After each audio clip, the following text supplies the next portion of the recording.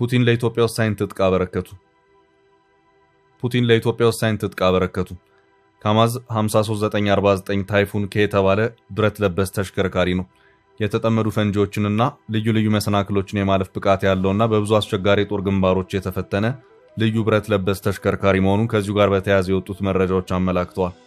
ይሄው ካማዝ ታይፉን ብረት ለበስ ተሽከርካሪ መንገድ በሌላቸው አካባቢዎች ሳይቀር ጋራና ሸንተረሩን እያቆራረጠ የሚጓዝ ለየት ያለ ወታደራዊ ተሽከርካሪ መሆኑ የታወቀ ሲሆን የተለያዩ ወታደራዊ ሎጂስቲክሶችን በቀላሉ ከቦታ ቦታ ለማጓጓዝም የሚረዳ መሆኑ ታውቋል።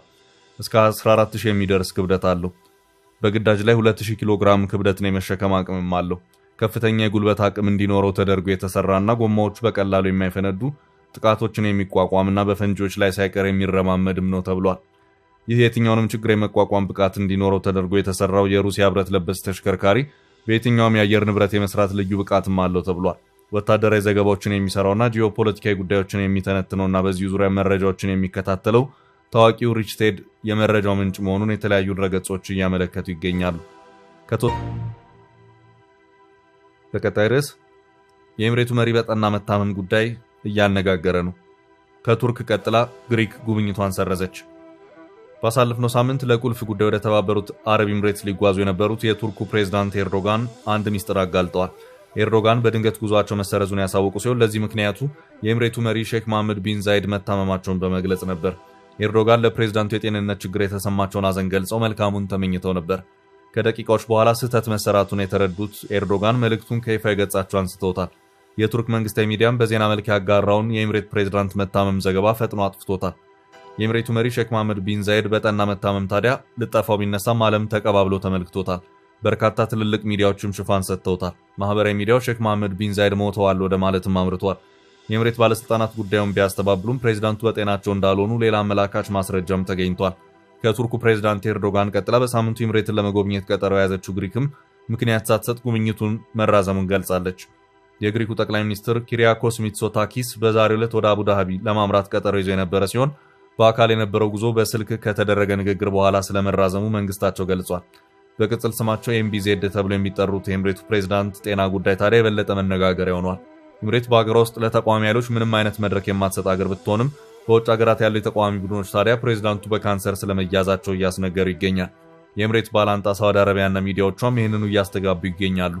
የኤምሬት ፕሬዝዳንት የጽህፈት ቤት መሐመድ ቢን ዛይድ ከባለፈው ቅዳሜ ጀምሮ ስራ ላይ መሆናቸውን የሚያሳዩ ፎቶዎችን የለቀቀ ቢሆንም ይህንን አምኖ የሚቀበል ታዛቢ ጠፍቷል።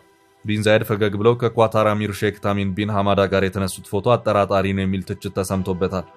ፕሬዝዳንቱ ከፌብሩዋሪ 10 እስከ 15 በርካታ ያሉ የውጭ ሀገራት መሪዎች ስልኮችን ማስተናገዳቸውን ጽህፈት ቤታቸው በመግለጽ የጤና እክል አለመኖሩን ለማስተባበልም ተሞክሯል። ኤርዶጋን በወዳጅነት ስሜት ያጋሩት የጤና እክል ጉዳይ ግን በአረቦቹ ማህበራዊ ሚዲያ ዋነኛ የመነጋገሪያ አጀንዳ ሆኖ ሰንብቷል። የኤምሬት ተቃዋሚ ኃይሎች ፕሬዝዳንቱ ሞተው ከሆነ የስልጣን ክፍተት ይፈጠራል ሲሉም ትንታኔ ውስጥ ገብተው ታይተዋል። ጉዳዩ ቀላል ከሆነ ኤርዶጋን ጽህፈት ቤት ልጠፋውን ለምን አነሳ ሲሉ የጠየቁ በርክተዋል።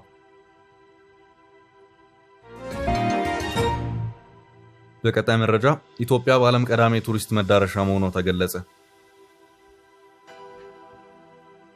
በአውሮፓውያኑ በ2025 የኢትዮጵያ ዓለም አቀፍ የቱሪስት መጠን በ15 በመቶ ጨምሯል። በአፍሪካ ውስጥ ካለው ጠቅላላውን ድርሻ ይዟል። በዝርዝር ውስጥ ከፍተኛ ቀጠና የቱሪዝም እድገት ከተስተዋለባቸው ሀገራት አንዷ ኢትዮጵያ ናት። በትግራይ ጦርነት ምክንያት ተቀዛቅዞ የቆየው ቱሪዝም በረራዎች ከተከፈቱ በኋላ ማገገሙ ተገልጿል። በኢንቨስትመንት በኩል ካለው መሻሻል በተጨማሪ ተጓዦች ወደ ኢትዮጵያ እያቀኑ መሆኑ ተገልጿል። ኢትዮጵያ በፈረንጆቹ 2025 ዓለም አቀፍ የጎብኚዎች ቁጥር በ15 በመቶ እድገት በማሳየቷ በዓለም አቀፍ ደረጃ ፈጣን እድገት እያስመዘገቡ ካሉ የቱሪዝም መዳረሻዎች አንዷ መሆኗም ተገልጿል። የተባበሩት መንግስታት የቱሪዝም ድርጅት መረጃን ጠቅሶ ቢቢሲ እንደዘገበው ሀገሪቱ በዘርፉ ካሳየችው ከፍተኛ መነቃቃት ባሻገር የጎብኚዎች ቁጥር በከፍተኛ ደረጃ ካደገባቸው ሀገራት ተርታ እንድትሰለፍ አድርጓታል።